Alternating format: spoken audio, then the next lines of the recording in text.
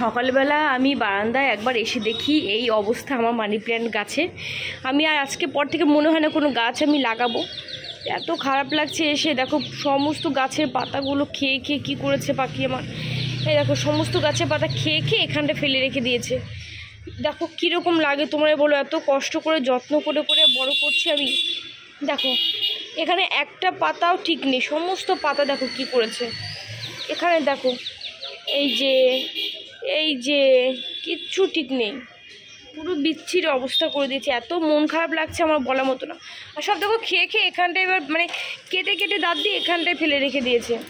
গাছগুলো অবস্থা কি করেছে দেখেছো, কি বলবো বলো। আর এদিকেও এসে দেখি সেম ব্যাপার, দেখো এখানেও গাছের পাতাগুলো কে নিয়েছে। কীরকম লাগে বলো, আমি কি যে করব ভগবান। এটা এনে এখানটা রেখে দিই, আপাতত থাক এখানটাই।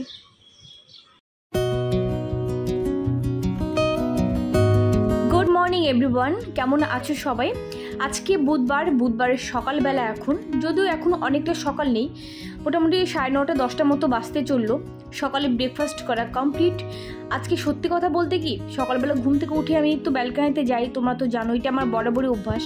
ঘুম থেকে উঠেই যখন দেখছি যে ব্যালকানিতে গিয়ে আমার মানি প্ল্যান্ট গাছের পাতাগুলো মানে পাখিরা খায় নাকি দাঁত দিয়ে কেটে কেটে ফেলে, আমি ঠিক বুঝতে পারি না। কারণ সামনাসামনি সেরকম তো হয়নি, এর আগেও তোমাদের দেখিয়েছিলাম সামনাসামনি চড়া পাখি দেখে দাঁত দিয়ে মানে ওদের ঠোঁট দিয়ে ঠুকরে ঠুকরে ফেলছে, হয়তো সেটাই হয়তো করে ওরা। তো গিয়ে এত মনটা খারাপ হয়ে গেছে। ইভেন নতুন যে গাছগুলো লাগিয়েছি সুন্দর গ্রো হচ্ছে, সেগুলো একদম আগার দিকটা না ওরকম মানে দাঁত দিয়ে ঠোঁট দিয়ে আর কি কেটে কেটে দিয়েছে, যে কারণে মুডটা এত অফ হয়ে গেছে, আর মানে ভালোই লাগছিল না। সকালবেলা ব্রেকফাস্ট হয়ে গেছে, সকালবেলা করেছিলাম বেগুন ভাজি, রুটি। আদিও আজকে খেয়েছে হচ্ছে আলু, ওদেরকে করে দিয়েছিলাম অল্প একটু না আলু ভাজি, আর আমি আমার হাজব্যান্ড খেয়েছিলাম বেগুন ভাজি। অ্যাকচুয়ালি বেগুন ভাজি তো আমি খাই, আমার হাজব্যান্ড খাই, রুটি দিয়ে ভালো লাগে, আর ওরা খাবে না, সে কারণে অল্প একটু না আলু ভাজি করে দিয়েছিলাম, তার সাথে কলা ছিল, ব্যাস এগুলো দিয়ে ওরা খেয়েছে। অনেকগুলো জামা কাপড় ছিল ওই ঘরে, তো কালকে রাত্রেবেলা ভাঁজ করার কথা ছিল, ভাঁজ করতে পারিনি, তো ভাবলাম রান্নাবান্না করবো তার আগেই ভাঁজ করে নিয়ে এগুলো। আদি ওমকে কলা দুটো দেই, সকালবেলা দেবো ভুলে গেছে। দেখো শুয়ে আছে, ওঠো ওঠো ওঠো ওঠো, কলা নাও। আদি ওঠো, আও।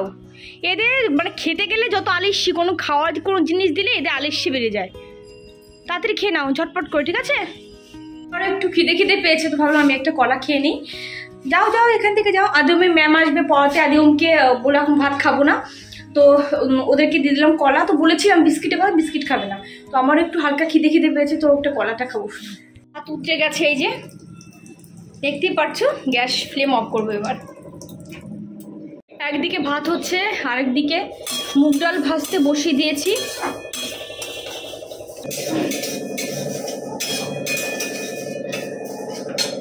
আজকে যেহেতু বুধবার, আর বুধবার দিন নিরামিষ, তো আজকে দুপুরবেলা হবে মুগ ডাল, সয়াবিনের তরকারি, আর তার সঙ্গে আলু পোস্ত। এবার তোমরা শুনলে, তোমরা যারা এই ধরনের কমেন্ট করে থাকো আবার সয়াবিন, হ্যাঁ আবার সয়াবিন আজকে, কারণ সয়াবিনের নাম শুনলে তোমাদের অনেকে জ্বর চলে আসে গায়ে, বাট আমাদের খুব ভালো লাগে। কেন বললাম কথাটা, কারণ সয়াবিন হলেই মানে মঙ্গলবার বা বুধবার দুটো দিনের মধ্যে একটা দিন তো মাস্ট আমি করি নিরামিষ খাই অবশ্যই, যেহেতু মঙ্গলবার আর বুধবার নিরামিষ খাই। তো আমাকে একজন বিশেষ করে কমেন্টটা করেই থাকো আবার সয়াবিন, তো তার উদ্দেশ্যে আবারও বলছি হ্যাঁ আবার সয়াবিন, কারণ আমার বাচ্চারা খুব ভালোবাসে সয়াবিন খেতে, আমরাও সবাই ভালোবাসি, আর তার থেকে বড় কথা সয়াবিনে যথেষ্ট পরিমাণে প্রোটিন থাকে, তো সে কারণে ইগনোর করার কোনো ব্যাপার নেই। সো আজকে হচ্ছে দুপুরবেলা মুগ ডাল, সয়াবিনের তরকারি, আর হচ্ছে আলু পোস্ত, ব্যাস। একদিকে ভাত তো বসিয়ে দিয়েছি, ভাত তো গ্যাস মানে উতরে গেছে, গ্যাসের ফ্লেমটা অফ করে রেখেছি। একদিকে ডাল হবে, ডালটা মানে সেদ্ধ হয়ে গেলে নামিয়ে দেবো, তারপরে একদিকে করবো আলু পোস্ত, আর একদিকে করবো সয়াবিন।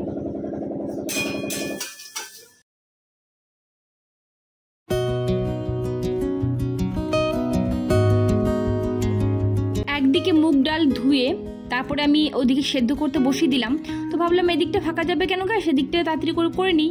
আলু পোস্তটা করব, আলু পোস্তটা চটজলদি হয়ে যায়, খুব তাড়াতাড়ি হয়ে যায়, তোমরা সবাই জানো।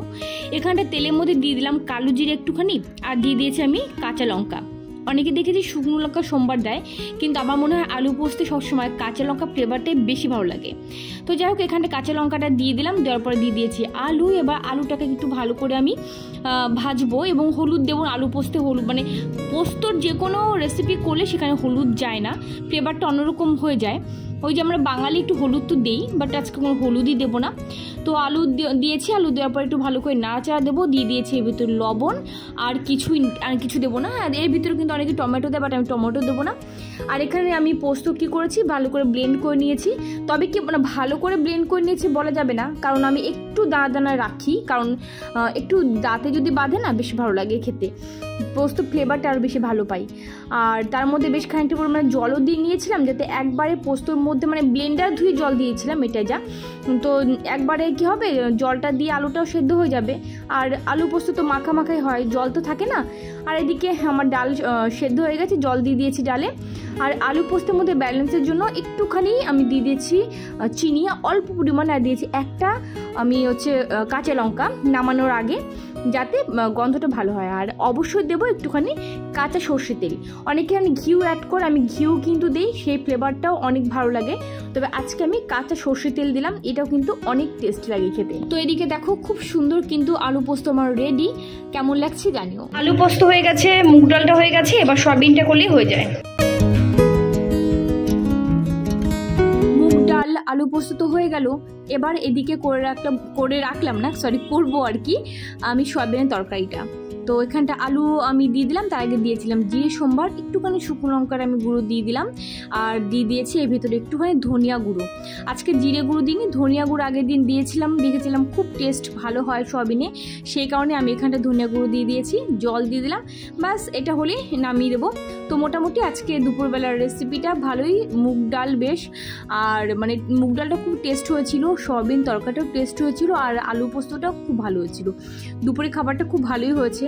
যাই হোক, এদিকে কাজ করতে করতে আমি গ্যাসটাও আমি মানে রান্না করতে করতে সমস্ত কিছু মুছে নিয়েছিলাম। এবার গ্যাস ওভেন থেকে শুরু করে সেলফটা আর একবার ভালো করে ক্লিন করে নেব। আর ওদিকে আমার ভাতও কিন্তু নেমে গেছে। ভাতটা সবার লাস্টে হয়, সবার আগে বসিয়ে দিই, কিন্তু ওই যে একটু টাইম লাগে বলে সবার লাস্টে ভাতটা হয়। রান্নাবান্না পুরো কমপ্লিট, আর তার সঙ্গে সঙ্গে কিন্তু পুরো কিচেন একদম ক্লিন হয়ে গেছে, একদম ঝকঝকে তকতকে হয়ে গেছে। আর এখানটা বাসন রয়েছে, যেগুলো আমি এখন আর কি রান্না করে নামালাম। দুটো কড়াই, এগুলো মেজে নেবো। আর রান্না করতে করতে যত বাসন হয়েছিল সব মোটামুটি মেজে নিয়েছি, এগুলো ডাস্টবিনে ফেলবো। আর ভাতও নেমে গেছে, পুরো কিচেন একদম ক্লিন করে নিয়েছি, গ্যাস ওভেনও পুরো মোছা হয়ে গেছে। কিচেন যখন এরকম ক্লিন দেখি না, কি যে ভালো লাগে বলে বোঝাতে পারবো না তোমাদেরকে। আমি জানি এটা সবার ক্ষেত্রেই হয়। এই দেখো, আমি এখানটা আদা নিয়েছি, আর আদাটা কিন্তু অনেক দিন ধরে ফ্রিজে ছিল বলে এরকম শুকিয়ে গেছে।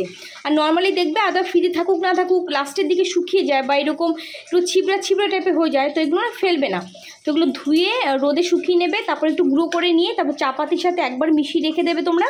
তাহলে কী হবে, আদা দিয়ে তোমরা যারা চা খাও সন্ধ্যাবেলা বা সকালবেলা, তো সেই গুঁড়ো করে চাপাতির সঙ্গে মিশিয়ে রাখলে ডাইরেক্ট তুমি চাপাতিটা দিলে কিন্তু আদার ফ্লেভারটা পেয়ে যাচ্ছ, আর এক্সট্রা করে মেশাতে হয় না। তো এটাকে এখন আমি রোদে দেবো। এখানটা ভালো বেশ রোদ আসছে, এখানটা দিয়ে রাখি।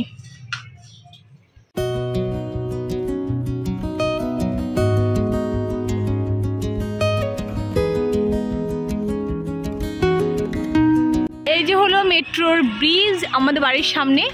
আর আমি এখন আপাতত বসে আছি এই জায়গাটা। আগের দিন আদমকে খেলতে নিয়ে এসেছিলাম না, সেম জায়গা আজকে আবার এসে আদম কিন্তু আবার সেম ড্রেস পরে নিয়ে এসে আদমকে পাগলা করে দিল, মা খেলতে চলো খেলতে চলো। এখন বাজে 4:45, মানে মোটামুটি সকাল থেকে, গত পরশুদিন নিয়ে এসেছিলাম সোমবার দিন, আজকে বুধবার, আজকে আবার নিয়ে এসেছি। মানে সকাল থেকে পুরো পাগল করে খেয়ে নিচ্ছে, মা কখন হবে 4:30 কখন বাসবে, পাগল করে দিচ্ছে যে চলো মা চলো। ম্যাডাম পড়িয়ে গেছে তখন 4:10 মতো বাজে, তারপর থেকে পুরো পাগল করে দিচ্ছে আমাকে ঘরে।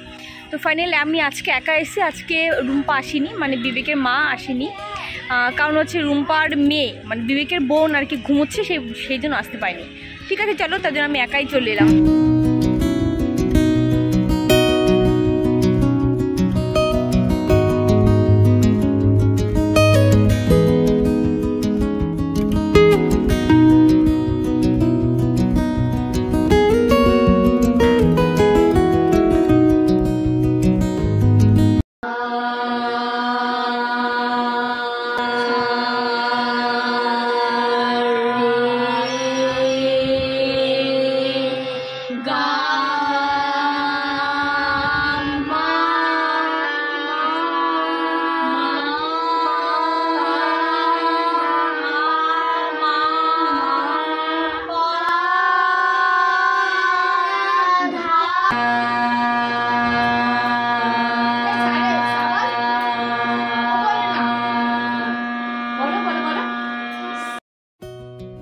ওদেরকে তো একটা কথা বলিনি কখনো, ওদের জন্য একটা হারমোনিয়াম কেনা হয়েছে, আর শুধুমাত্র ওদের জন্য এটাও নয়, আমি নিজেকে একটু ঝালাই করে নেব, এটাই যা। তো সেই কারণে হারমোনিয়ামটা কেনা হয়েছে ওদের পরীক্ষার আগে।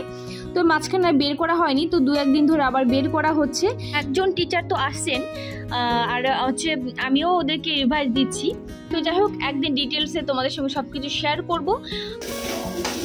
আজকে রাত্রে হবে পরোটা, ময়দার পরোটাই হবে, আর তার সাথে সাদা আলুর যে তরকারিটা হয়, আলুটা ছোটো ছোটো করে কেটে তারপরে যেটা করি আর কি, কালো জিরে সোমবার দিয়ে কাঁচা লঙ্কা দিয়ে 1 ফোঁটা হলুদ দেবো না।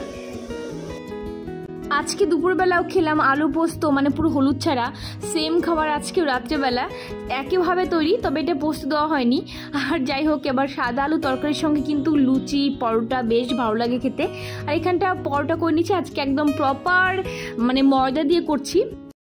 চলো, এই যে সাজিয়ে নিয়েছি আলুর তরকারি, সয়াবিন ছিল, সয়াবিন খাবো বলো পরোটার সঙ্গে দিয়ে দিয়েছি, আর এই যে পরোটা। কেমন লাগলো বলো তাড়াতাড়ি খেয়ে। আজকে আলু তরকারিটা একদম সাদা করেছি, মানে যেটা করা উচিত অ্যাকচুয়ালি লুচি পরোটার সঙ্গে সাদা আলু তরকারি একটুখানি কালো জিরে সোমবার দিয়ে ভালো লাগে।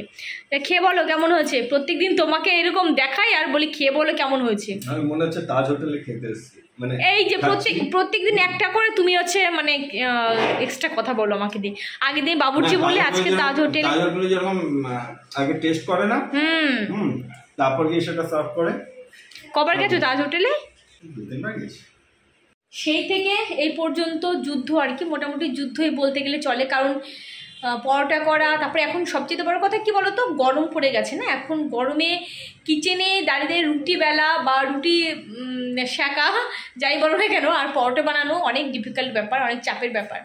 সয়াবিনের তরকারি ছিল অনেকটা পরিমাণে ছিল আর কি। আলু তরকারিটা ভালো, সয়াবিনটা ভাবতে ভালো লাগে, পরোটা দিয়ে অতটা ভালো লাগে। তুমি তো বললে সয়াবিন দিলে, তার জন্য তো দিলাম। আলু তরকারিটা ভালো হয়েছে না? ভালো তো হবে, ভালো করে করেছি, ভালো হবে না? ঠিক আছে, আবার সে বাবুর্চি বললো আগের দিনের মতো। ওর পেটে খিদে আছে, খিদের জন্য এমনি করছো না বলো? পেটে খিদে থাকলে তুমি একটু বেশি কথা বলো। বাইরে খাবার তো বেশি খাই না, তুমি জানো।